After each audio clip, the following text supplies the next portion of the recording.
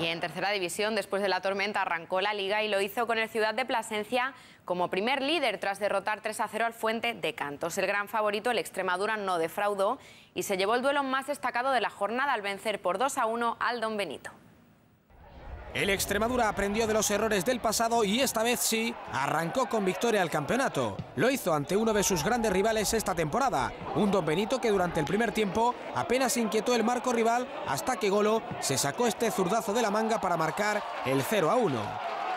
La respuesta fue inmediata tras una gran acción de Carlos Rubén, cuyo disparo cazó en el rechace Pablo Carmona. En la segunda parte llegó la jugada decisiva, gran pase de Curro que habilita a Juanito en el mano a mano. El de Salvatierra fue derribado y provocó la expulsión del meta Roberto. Ha llegado la jugada clave del penalti, no sé si es fuera juego o no es fuera juego, si es penalti o no es penalti. Lo cierto es que a partir de ahí, como es lógico, ya es otro partido, porque a estas alturas de temporada que estamos empezando, quedarte con 10 jugadores, con un equipo que mueve bien el balón, pues muy complicado, ¿no?